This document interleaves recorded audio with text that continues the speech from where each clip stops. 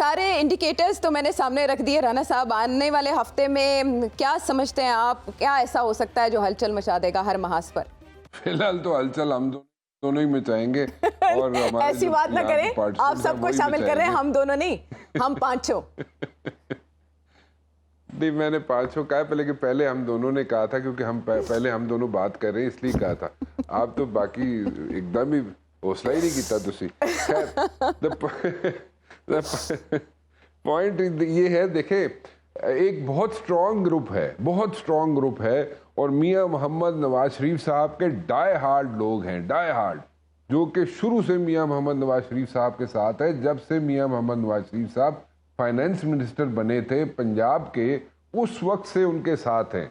उनका एक कंसर्न है, और वो कंसर्न ये है कि मियां मोहम्मद नवाज शरीफ साहब को अभी वापस नहीं आना चाहिए, यानी कि अक्टूबर में भी उन्हें वापस नहीं आना चाहिए। ये बहुत बड़ा कंसर्न है, ठीक है। अच्छा, अब ये वो ग्रुप है, ये अंकल्स का ग्रुप है। देखें, जब बेनजीर भुट्टो साहिबा थी ना, बेनजीर भुट्टो साहिबा जब वापस आई थी तो उनके इर्द गिर्द अंकल्स थे, जाम सादिक अली अंकल, ठीक है, इस तरह के और बहुत से अंकल्स थे मोहतरमा के इर्द गिर्द।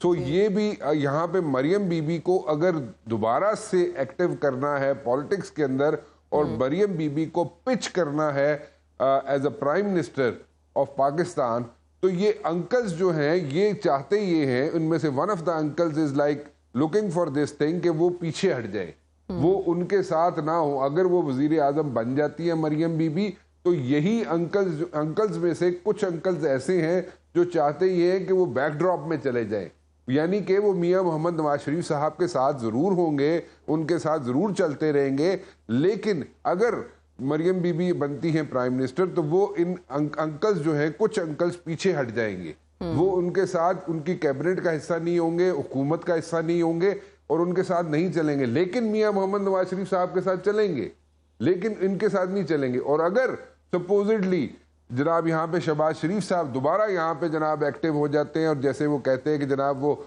कईयों के आंखों के तारे हैं वो, और वो जनाब दोबारा एक्टिव हो जाते हैं और दोबारा आ जाते हैं, वजीर आजम बन जाते हैं, तो फिर तो अल्लाह ही खैर करेगा। लेकिन द पॉइंट इज कि फिर वही अंकल्स जो हैं वो भी शहबाज शरीफ साहब के साथ भी नहीं चलना चाहते, वो नहीं चलना चाहते, ना उनकी कैबिनेट का हिस्सा बनना चाहते, ना उनकी हुकूमत का हिस्सा बनना चाहते, उनके साथ नहीं चलना चाहते।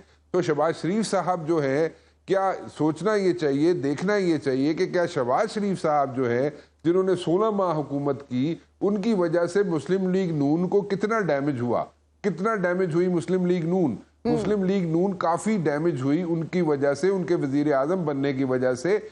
और मियां मोहम्मद नवाज शरीफ साहब का वोट बैंक है, पक्का वोट बैंक है मियां मोहम्मद नवाज शरीफ साहब का, इसमें कोई दो राय नहीं, इसमें आर्गूमेंट ही नहीं है कोई।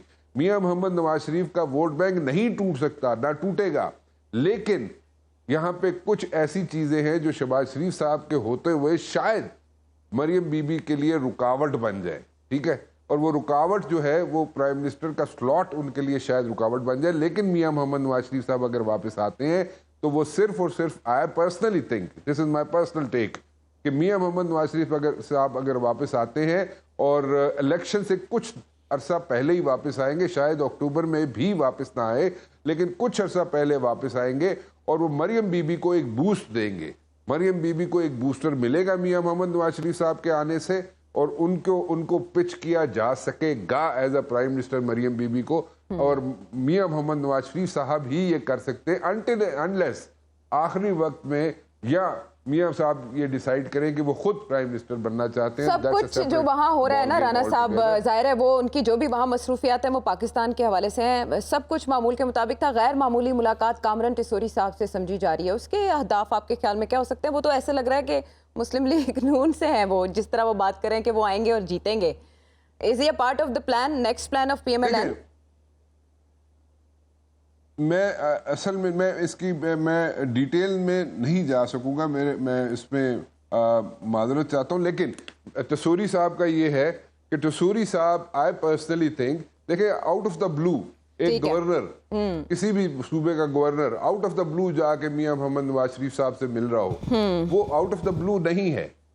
I don't think so, it's out of the blue. I personally think कि वो किसी ना किसी का बहुत अहम पैगाम लेके गए हैं मियां मोहम्मद नवाज शरीफ साहब के पास, क्योंकि उसी मीटिंग में मियां मोहम्मद नवाज शरीफ साहब भी बैठे हुए हैं, शहबाज शरीफ साहब भी बैठे हुए हैं और इसहाक डार साहब भी बैठे हुए हैं। जी, ठीक है। आई पर्सनली थिंक कि किसी का पैगाम है और अच्छा। बहुत अहम पैगाम है जो तसूरी साहब लेके गए हैं वहाँ। इतने बड़े बड़े इश्यूज हैं जो शायद इससे पहले कभी नहीं थे, माजी में नहीं थे, जितनी सिचुएशन इस वक्त कॉम्प्लेक्स है, और इसमें जो पॉलिटिकल पार्टीज हैं वो इररिलेवेंट होके अपना पॉलिटिकल कैपिटल दांव पर आपके ख्याल में क्यों लगा रही हैं?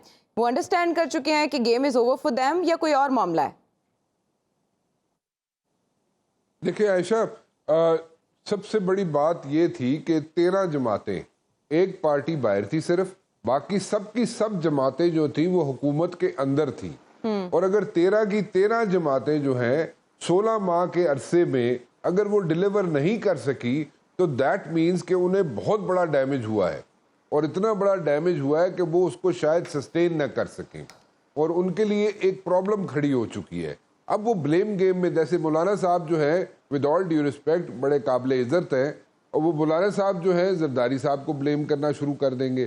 कल आप देखेंगी जनाब के यहाँ पे नून लीग वाले किसी और को ब्लेम करना शुरू कर देंगे, या इसी तरह वीजा बेस चलता रहेगा काम। द पॉइंट इज कि 16 जमातें जो है 13 जमातें जो हैं 16 माह में डिलीवर नहीं कर सकी। तो हमेशा ये कहा जाता रहा कि जनाब फला जमात आ जाएगी तो डिलीवर कर देगी, फला आएगी तो। अब मसला ये है कि सारे एक्सपोज हो चुके हैं, ए टू जी एक्सपोज हो चुके हैं, ठीक है। और जब एक्सपोज हो चुके हैं सारे, तो मुझे तो ये समझ नहीं आती कि ये मतलब कैसे कह रहे हैं ये कि let's go for the elections. भाई इलेक्शंस में तो आप लोगों के लिए प्रॉब्लम्स हैं। आप चाहे 1 अरब रुपया दें अपने किसी बंदे को जो आप लोगों ने दिए, उनको फंड्स दिए, चाहे 2 अरब दें, चाहे 10 अरब दें, द पॉइंट इज कि वो इलेक्शन लड़ने के लिए फिर भी जाना तो लोगों के पास पड़ेगा ना। सही है। तो जब लोगों के पास जाएंगे तो what will you sell to them? उनको बेचेंगे क्या? उनको कहेंगे क्या कि आपने 16 महीने में किया क्या?